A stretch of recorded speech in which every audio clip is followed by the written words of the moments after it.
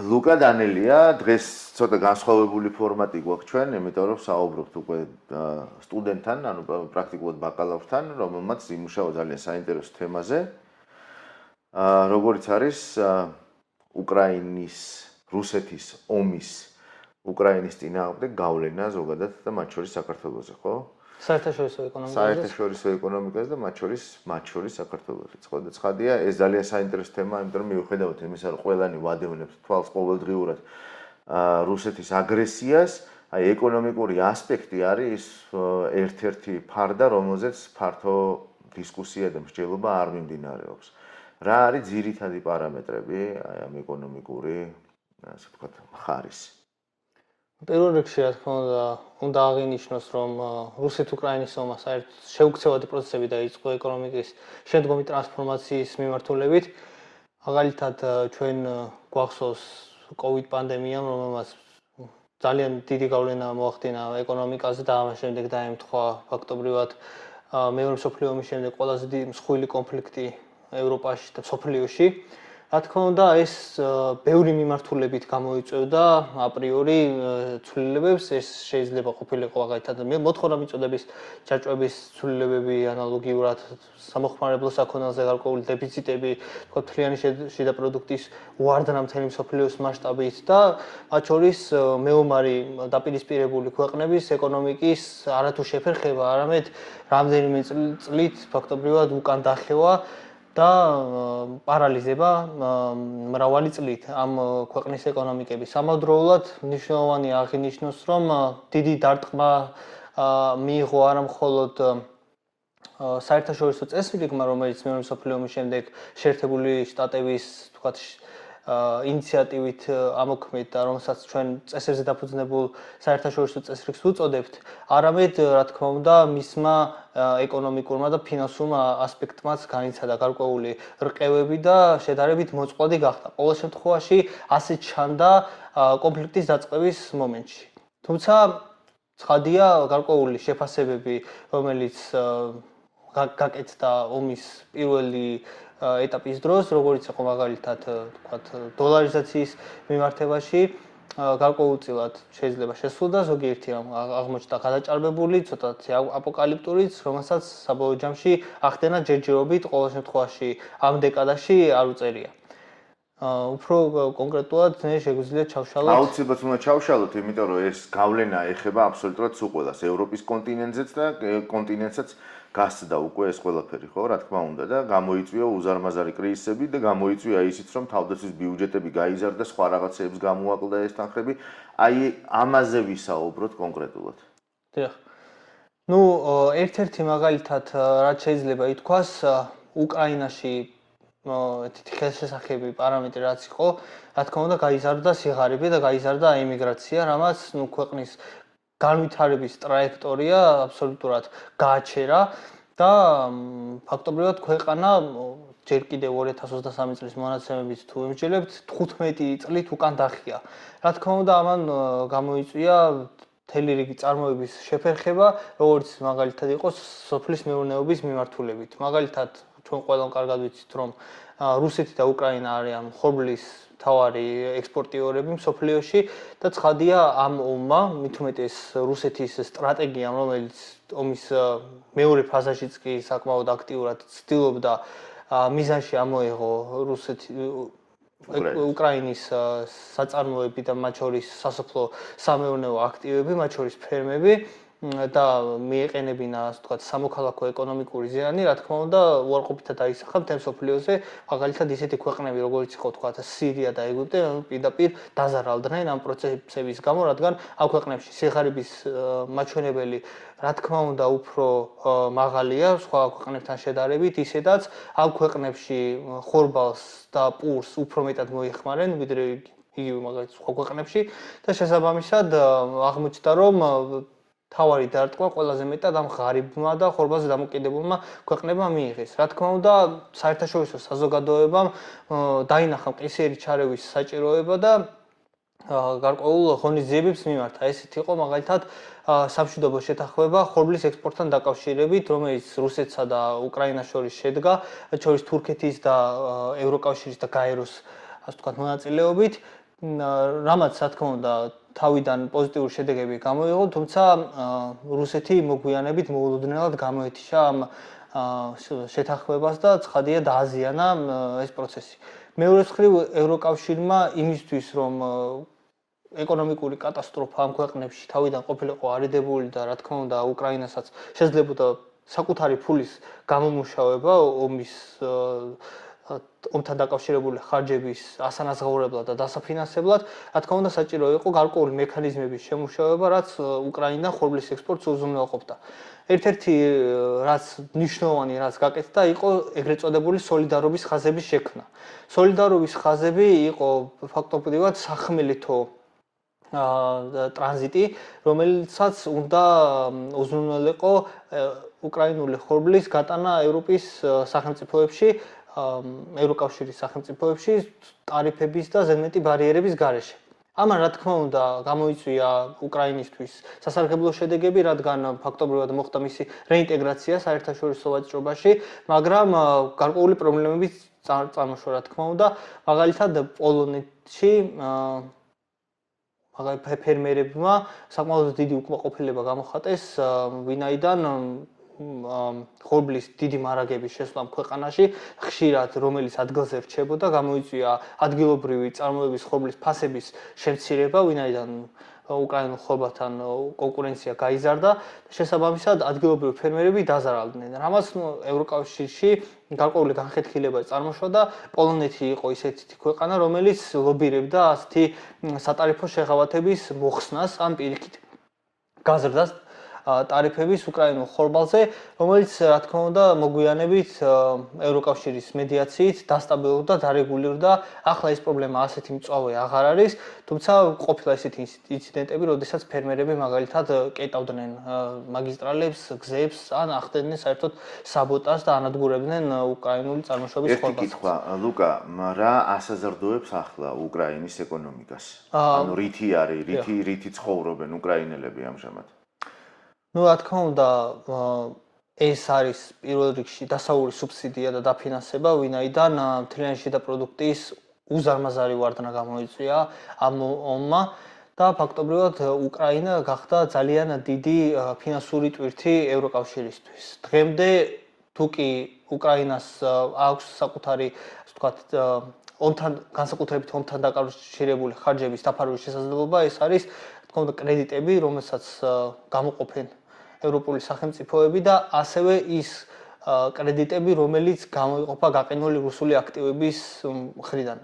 ასევე რა თქმა უნდა პოსტინდუსტრიალური, ასე ვთქვათ, ცენტრები, რომელიც უკრაინაში მუშაობს, გარკვეულ კონტრიბუციას ახორციელებს ეკონომიკაში, თუმცა ომის მზარდი საჭიროებების ფონზე რა თქმა უნდა ამის დაკმაყოფილება არის სულ უფრო და უფრო რთულდება. ამიტომ ევროკავშირის ამოცანა უახლოეს მომავალშიც იქნება დაფინანსების გაზრდა, რომელიც რა თქმა უნდა მაინც და მაინც პოპულარობით ვერ სარგებლობს, ვინაიდან ადგილობრივი გადასახადების გადახდელის ფული იხარჯება უკრაინაში, რა თქმა უნდა ადგილობრივი მოსახლეობა ითხოვს მეტ გამჭვირვალობას, ამან რა თქმა უნდა წარმოშვა პოპულისტური განწყობები, ხედავთ ამასაც, მაგრამ ეს არის რა თქმა უნდა ის ამოცანა, რომელიც ევროკავშირმა უნდა დაძლიოს იმისთვის, რომ ის შედგეს ერთიან ევროპულ ოჯახად, როგორც ჩვენ ამას უწოდებთ ხოლმე, ან ერთიან გეოპოლიტიკურ აქტორად. ვინაიდან ევროკავშირის მომავალი უკრაინის ბედზე გადის ახლა. ცოტა ხანი გადავდოთ გვერდზე ევროკავშირი, რა თქმა უნდა დაუბრუნდებით. მოდი რუსეთზე ვისაუბროთ ამ ომის ინიციატორზე, წამომწყებზე, ბრალდებულზე და ასე შემდეგ. იყო თავიდანვე საუბარი პირველივე თვეებში, რომ ეკონომიკურ კოლაფს გამოიწვევდა რუსეთისთვის ეს ყველაფერი. ანუ დეფოლტი იქნებოდა, მე დეფოლტის პირას იყო, მე არ იყო დეფოლტის პირას. რა ხდება რუსულ ეკონომიკაში და როგორ აისახა ომი რუსულ ეკონომიკაზე? სადამდე შეუძლია მას რაღაცა რესურსების ხარჯვა? ჩვენ თუ სტატისტიკას ჩავხედავთ, შევაჩნევთ, რომ ომის პირველ წელს რუსეთის ეკონომიკა ყველაზე მზარდი ეკონომიკა იყო ევროპის მასშტაბით. მათ შორის მთლიანად დასავლეთში. ვინაიდან რუსეთის ეკონომიკა გაიზარდა 6.6%-ით, 3.6%-ით, როცა ევროკავშირის ზრდა 0.5-დან 1%-მდე მერყეობდა, ძალიან დაბალი ტემპით ვითარდებოდა ევროკავშირის ეკონომიკა. ცხადია, შეიძლება თუმცა ვთქვათ, არ რომ მინდა მაგის შედარება, მაგრამ ხო, სხვანაირად აისახებოდა ეს ყველაფერი თვითონ ქვეყნებზე. დიახ. ერთი შეხედვით ნომინალურ სტატისტიკაში ჩანს, რომ სანქციებმა ვერავით არ უარყოფითი ზეგავლენა ვერ მოახდინა რუსეთის ეკონომიკაზე. პირიქით შეიძლება ითქვას, რომ ამან დააჩქარა ან გააძლიერა ადგილობრივი წარმოება, რუსეთი ახალ არის დამოკიდებული დასავლურ ბაზარზე, უყვართ ხოლმე ხშირად პროტექციონისტებს და ვთქვათ, ადგილობრივი მეწარმეობის განვითარების მხარდამჭერებს ამ არგუმენტების მოშველება, რომ თუ კი ქვეყანა აღარ ხდება სხვა სახელმწიფოებზე, სხვა სავაჭრო კავშირებზე დამოკიდებული, შემდეგ ის იწყებს თავისი ადგილობრივი წარმოების განვითარებას, თუმცა რეალობა ცოტა განსხვავებულია. სიამდვილეში, რამაც გამოიწვია რუსეთის ეკონომიკის ასეთი ტემპებით ზრდა, ეს იყო რესურსების გადანაწილება მთლიანად სამხედრო მრეწველობაზე. სამხედრო მრეწველობის ზრდა ყოველთვის იწვევს ბუნებრივად ეკონომიკური პარამეტრების გაუმჯობესებას. ასე მაგალითად, როდესაც რუსული ბიუჯეტის საკმაოდ დიდი წილი გადამისამართდა სამხედრო წარმოებაზე, ამან რა თქმა უნდა გააჩინა გარკვეული სტიმულები. მაგალითად, უმუშევრობა, რომელიც საკმაოდ ისეთი მტკივნეული თემა ყველა ქვეყნისთვის, გარკვეულწილად დაკომპენსირდა, რადგან იმ ადამიანებს, რომელთაც სამუშაო ადგილების შოვნა უჭირდათ, მიმართეს სამხედრო საწარმოებს და შესაბამისად იქ დასაქმდნენ, რამაც რა თქმა უნდა გამოიწვია მათი ფინანსური მდგომარეობის გაუმჯობესება. ამიტომ თუ სტატისტიკას ჩავხედავთ, უმუშევრობა შემცირდა მათ შორის სიღარიბის დონე ისეთ რეგიონებში, სადაც წარმოება არ იყო განვითარებული, ხალხმა ერთი შეხედვით იგრძნო შვება, თუმცა საინტერესოა ეს რის ხარჯზე ხდება. ეს ხდება სამოქალაქო წარმოების სამხედრო მრეწველობით ჩანაცვლების ხარჯზე. ვინაიდან თუ კი სამოხმარებლო საქონელს შესაბამისი მოთხოვნა არ აქვს, გამომდინარე სამხედრო საჭიროებებიდან, იზრდება ბუნებრივად სამხედრო წარმოება, მაგრამ ასე ვთქვათ, ხდება იმ საწარმოების ლიკვიდაცია, რომელიც სამოხმარებლო საქონელს აწარმოებდნენ. ანუ ვთქვათ, ძალიან მარტივად რო ვთქვათ, თუ კი საწარმოო უწინა წარმოებდა პურს, ახლა მაგალითად უწევს იარაღის ან ტყვია-წამლის წარმოება, რაც რა თქმა უნდა, გრძელვადიან პერსპექტივაში ეკონომიკას სხვა ტიპის საფრთხეებს უქმნის. აი მაგალითად, როდესაც აქტიური წარმოება დაიწყო სამხედრო მიმართულებით, შემცირდა კადრები სამოქალაქო სექტორში. ამის გამო ბიზნესებს ერთი წლის განმავლობაში მოუწიათ ხელფასების ზრდა, მაგალითად ხელფასების ზრდამ პირველ წელს 80%-საც კი გადააჭარბა, რაც მიანიშნებდა იმაზე, რომ ქვეყანაში კვალიფიციური კადრების დეფიციტი გაჩნდა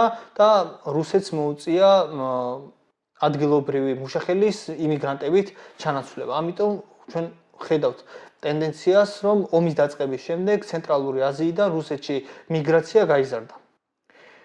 მიუხედავად იმისა, რომ რუსეთი შემდეგ მათ რეკრუტირებას ახდენს და ამან გარკვეულწილად დააფრთხო მუშახელი, მაინც ხელფასების ზრდამ ეს მოთხოვნა დააკმაყოფილა და შედარებით ბიზნესს შორის კონკურენციამ შედარებით კვალიფიციური მუშახელის მოსაზიდად თავისი შედეგი გამოიღო და რა თქმა უნდა მიგრანტების ხარჯზე მოხდა ამ წარმოებების შენარჩუნება დროებით. მიგრანტები ცენტრალური აზიიდან და სხვა ქვეყნებიდან, მაგრამ მეორე არის მაგალითად აი იმ ცნობილი კომპანიების გასვლა რუსული ბაზრიდან, ავტომწარმოებლების და სხვების, სხვადასხვა ძალიან ცნობილი ბრენდების გასვლა, აი ამ ყველაფერმა რა გამოიწვია და გამოიწვია თუ არა მათ შორის მაგალითად იმ კადრების გადინება თვითონ რუსეთიდანაც, რომლებიც რაღაცას ქმნიდნენ, ხო და იყვნენ ასე ვთქვათ ჩართული რუსეთის მშენებლობის საქმეში. დასავლური კორპორაციების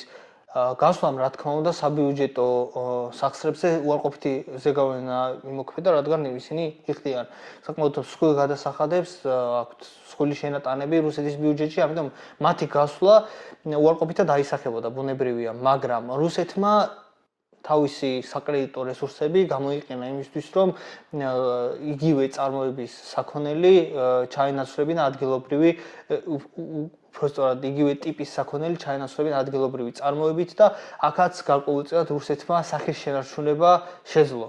ანუ ის კადრები, რომლებიც უმუშევრად დარჩნენ კორპორაციების გაცვლის შემდეგ, მან დაასაქმა. მაგრამ ისევ და ისევ, როდესაც ქვეყანა იმყოფება ომის მდგომარეობაში, მოქმედებს საერთაშორისო სანქციების და იზოლაციის პირობებში, ამავდროულად მას უწევს სამხედრო დანახარჯების მკვეთრად გაზრდა, ის მიმართავს ეკონომიკის სტიმულირების ისეთ მეთოდს, როგორიც არის შედარებით IAF კრედიტების გამოყოფა. IAF კრედიტების გამოყოფა, როდესაც იღებს მასობრივ სახეს, საბოლოო ჯამში იწვევს ადგილობრივი ვალუტის გაუფასურებას.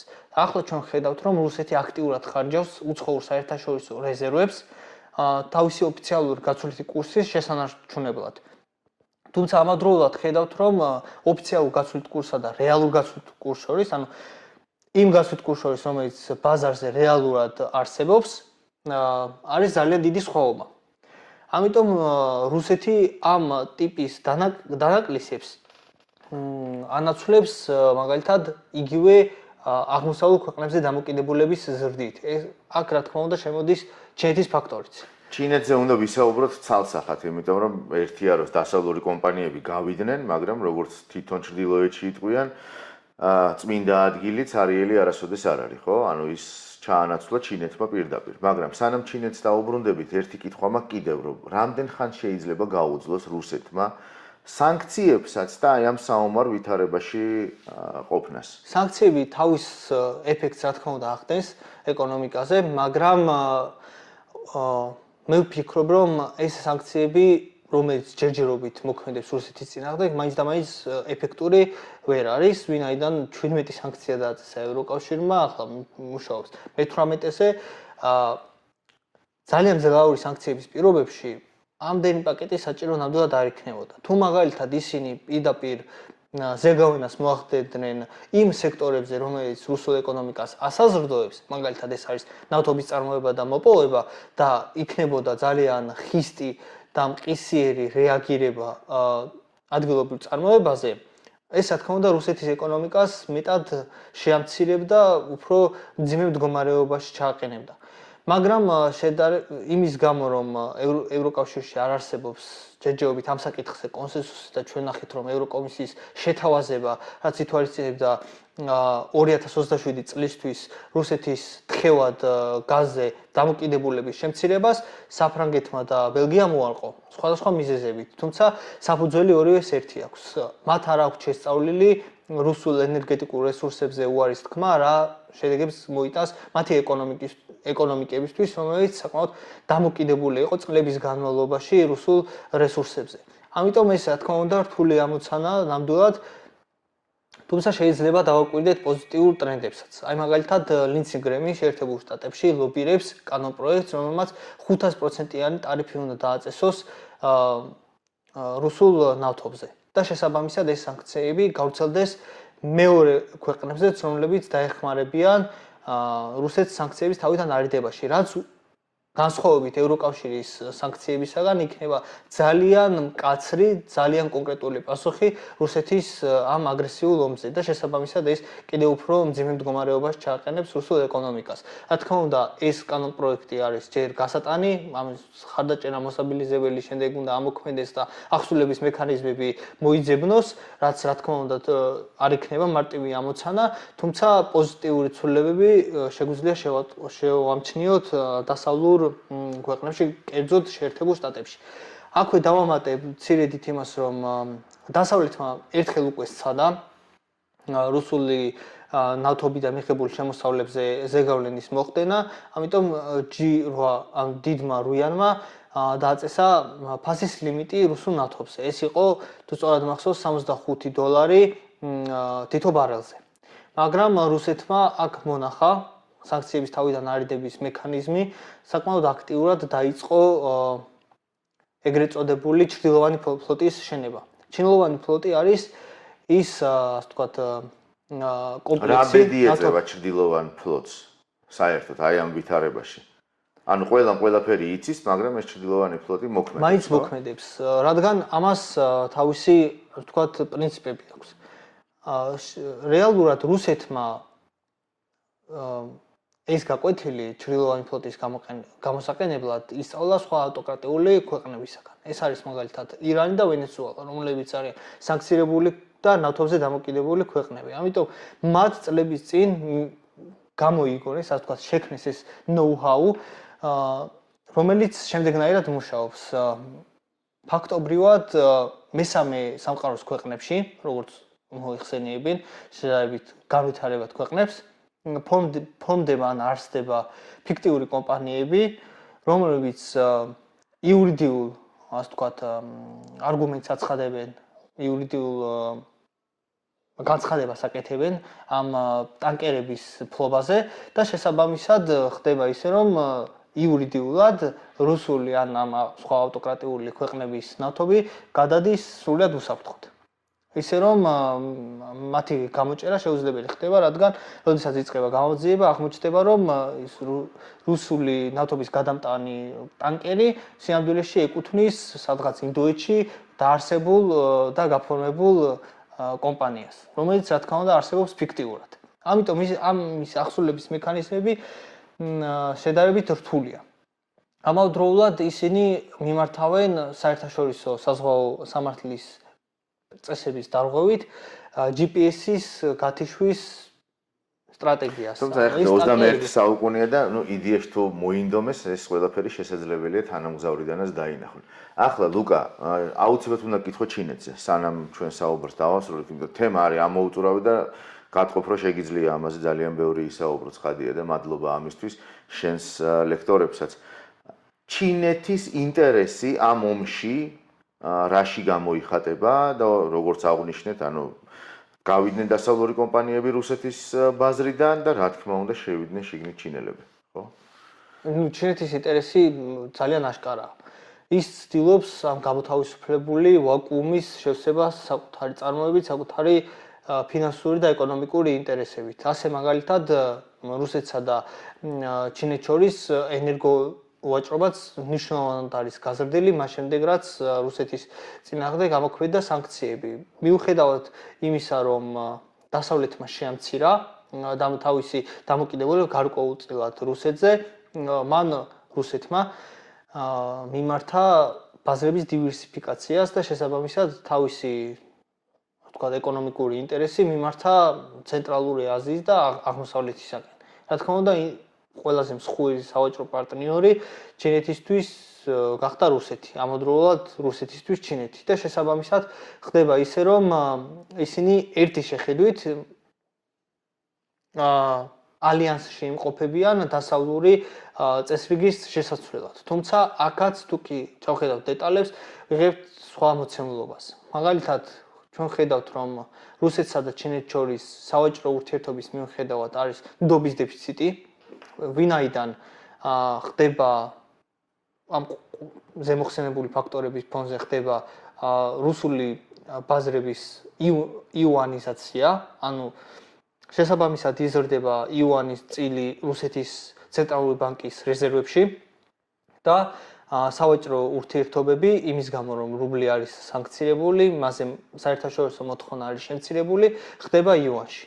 თუმცა ჩინეთი ხშირად მიმართავს სავალუტო манипуляციის სტრატეგიას. არის მომენტები, როდესაც ის ახდენს ვალუტის დევალვაციას მიზანმიმართულად, რადგან გაუფასურდეს ვალუტა რუბლთან მიმართებაში, ამას შეიძლება მოთხოვნა წარმოშვას, გაზარდოს ჩინური იუანის მიმართ და როდესაც რუსეთის ეკონომიკა იწყებს ჭარბად აბსორბციას, ანუ ამ ფულის მიღებას, შეიძლება იმავდროულად ჩინეთმა მიმართოს ვალუტის გამყარების სტრატეგიას და პირიქით რუბლი სინამდვილეში უფრო მეტად დაიჩაგროს მასთან მიმართებაში. ამიტომ, რა თქმა უნდა, ჩინეთი რუსეთისთვის არ არის სანდო პარტნიორი და ამას რუსეთშიც შეაზრებენ. ერთი განცხადება რომ გავიხსენოთ მაკრონის, მან აღნიშნა, რომ ეს ტრაექტორია ურთიერთობების საბოლოო ჯამში ამას შეიძლება მოეტანა, ასე ვთქვათ, რუსეთის ვასალიზაცია ჩინეთისადმი. და ეს პროცესი რეალურად არის დაწყებული. ამიტომ ერთ-ერთი გამარჯვებული ამ პროცესებიდან გამოდის ჩინეთი. ერთი შეხედვით ასე ჩანს. რა იქნება მომავალში? ამის პროგნოზი ცოტა რთულია, ვინაიდან თქვათ იგივე დოლარი თავის დომინაციას და ჰეგემონიას ინარჩუნებს საერთაშორისო ფინანსურ სისტემაში და მიუხედავად იმისა, რომ რუსეთი, ჩინეთი და ზოგადად მთელი ბრიქსი მუშაობს დედოლარიზაციის წინ წამოსაწევად და ამერიკულ დოლარს დამოკიდებულების შესამსუბუქებლად, ჩვენ ხედავთ, რომ ეს პროცესი მაინც და მაინც ეფექტურობით, მაღალი ეფექტურობით ვერ ხორციელდება და ჯერაც კიდევ 70% საერთაშორისო სავალუტო რეზერვების ისევ დოლარზე მოდის. და ბოლოს მინდა გკითხო, თუ გაქვს შესწავლილი, რა გავლენა იქონია ამან უკვე საქართველოსზე, ამ ომმა? ეს შესწავლილია პრინციპში, ჩვენ ამ ომის ფონზე გვქონდა საკმაოდ მაღალი ეკონომიკური ზრდა პირველ წელს განსაკუთრებით, ვინაიდან ეს განპირობებული იყო რუსული ფინანსური ტრანზაქციების ზრდით. ანუ როგორც კი ამოქმედა ფინანსური სანქციები რუსეთის წინააღმდეგ და როგორც ვთქვით, რუსეთმა მიმართა ბაზრების და ფინანსური სექტორის დივერსიფიკაციას, რა თქმა უნდა, ამან პოზიტიური ზეგავენა იქონია საქართველოზე, რადგან ახალი ფინანსური ნაკადები გაჩნდა ქვეყანაში. ანუ რუბლში, დოლარში ტრანზაქციები გაიზარდა და შესაბამისად ეკონომიკა ნომინალურად გაიზარდა. იმის გათვალისწინებით, რომ ჩვენი ხელისუფლება რუსეთის წინააღმდეგ სანქციებს არ შეუერთდა, ამან რა თქმა უნდა გაზარდა რუსეთზე თავის მხრივ საქართველოს დამოუკიდებლობა და შესაბამისად ჩვენ ხედავთ, რომ მაგალითად ექსპორტიც, ისევე როგორც იმპორტი არის გაზრდილი იგივე სხვა წლებთან მიმართებაში. თუმცა ეს ეკონომიკური ზრდის ეფექტი არ არის ამოუწურავი და ჩვენ ახლა ხედავთ მის მილევად ეფექტებს. ანუ ფაქტობრივად პირველი წლის შემდეგ რუსულმა ფინანსურმა ნაკადებმა იკლო, რამაც რა თქმა უნდა საქართველოს ეკონომიკურ ზრდაზეც შედარებით უარყოფითი გავლენა იქონია და თუ კი ასევე გავითვალისწინებთ ინფლაციას, ხედავთ რომ ეკონომიკური ზრდის მიუხედავად რიგით მოსახლეობაზე, რიგით მოქალაქეზე მაინც და მაინც პოზიტიურად ვერ აისახა ეს ცვლილებები.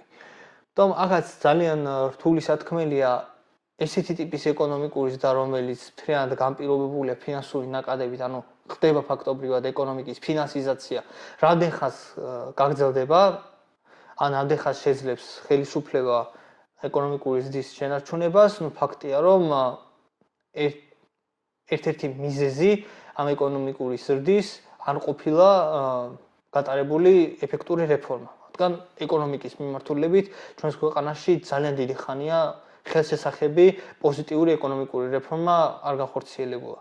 ამიტომ ჩვენ ვხდებით რუსულ ფინანსურ ნაკადებზე დამოკიდებული და უნდა დავაკვირდეთ შემდგომ მოვლენებს. ლუკა, ძალიან დიდი მადლობა და შევაჯამოთ პრინციპში ჯერ კიდე ჩვენ წელთაღრიცხვამდე ამბობდნენ ხო, ომში იმარჯვებს ის, ვის ჯიბეში ბოლო ტალანი აღმოჩნდება ხო, ანუ ვისაც უფრო მეტი ფინანსური რესურსი ექნება საბოლოო ჯამში, ის იქნება ამ ომშიც ალბათ გამარჯვებული. როგორი არის შენი დაკვირვება? ვინ შეიძლება გამოვიდეს აქედან გამარჯვებული? ну ეს მთლიანად დამოკიდებულია იმაზე, რაც უწოდებთ გამარჯვებას, მაგრამ მე ვფიქრობ, რომ რუსეთ-უკრაინის ომი უკვე გადასული არის 2027 წელში. 2027 წლამდე მე არ ველოდები ძალიან ხელშესახელ პოზიტიურ ცვლილებას რაიმე მიმართულებით, განსაკუთრებით ფრონტის ხაზზე. თუმცა მე ვფიქრობ, რომ 2027 წლისთვის ჩვენ გვექნება მოცემულობა, როდესაც ორივე ქვეყანა იქნება საკმარისად დასუსტებული ომის გასაგრძელებლად, მაგრამ საკმარისად მყარად იდგება ფეხზე იმისთვის, რომ მეორე მხარეს რაიმე მისთვის სასარგებლო პირობებზე ხელი არ მოუწეროს. ამიტომ ფაქტობრივად ჩვენ მივდივართ იმ სცენარისკენ, როდესაც ეს კონფლიქტი სადღაც შეიძლება გაიყინოს და ბევრი გეოპოლიტიკური საკითხი პრინციპში რის გამოც შეიძლება ითქვას, რომ ეს კონფლიქტი დაიწყო, დარჩეს გადაუწყვეტელი. მაგალითად, გადაუწყვეტელი დარჩეს უკრაინის ევროკავშირში ან ნატოში გაწევრიანების საკითხი, გადაუწყვეტელი დარჩეს უკრაინის ტერიტორიების დეოკუპაციის საკითხი, აქაც ძალიან გასათვალისწინებელია თუ მოხდება დეოკუპაცია ეს სადამდე მოხდება, ანუ რომელ წლამდე, თქვათ 2022 წლის 24 თებერვალამდე თუ 1991 წლის აღიარებულ საზღვრებამდე, ანუ მოხდება ყირიმის დეოკუპაციაც. ნაკლებ სავარაუდოა, ჩემი აზრით, რუსეთმა ასეთი ტიპის დათმობები დაიწყოს, თუმცა, რა თქმა უნდა, არსებობს სხვა ისეთი ფაქტორები და ცვლადები, რომელიც, რა თქმა უნდა, თუ კი უკრაინის სასარგებლოდ შეიცვლება, რუსეთი იძულებული გახდება თავის იმპერიალისტურ ამბიციებზე ამ შემთხვევაში თქვას უარი და გარკვეული კომპრომისი მოიძიოს უკრაინასთან ან საერთოდ დასავლეთთან. ერთ-ერთი ალბათ რამაც შეიძლება ეს გამოიწვიოს, იქნება რუსეთზე ფინანსური სანქციების გამკაცრება ხელშესახებად, რუსეთის ნავთობის მრეწველობის სანქცირება, ასევე კაცრად ხის და ხელშესახებად და მეორე მხრივ უკრაინის ფინანსური და სამხედრო მხარდაჭერა. ამიტომ თუ კი ვთქვათ უკრაინა მიიღებს დამატებით დაფინანსებას დამატებით იარაღს, რომელიც ახლა მისთვის კრიტიკულად მნიშვნელოვანია, შეიძლება ითქვას, რომ მოვლენები შეიძლება დათქარდეს უკრაინის სასარგებლოდ. თუმცა მოგეხსენებათ ასეთ ტურბულენტურ სამყაროში, როდესაც ჩვენ ზუსტად არ ვიცით გარკვეული ლიდერების, მათ შორის ბატონი დონალდ ტრამპის შეხედულებები გარკვევით, არ ვიცით მისი გრძელვადიანი მიზნების შესახებ, მკაფიოდ, რთული სათქმელია, რთული ამ შემთხვევაში პროგნოზის გაკეთება, თუმცა მე ვფიქრობ, რომ 2027 წელი იქნება ის წელი, როდესაც უკვე ძალიან მკაფიოდ გამოიკვეთება ამ ომის დასრულების პირობები. ლუკა, ძალიან დიდი მადლობა.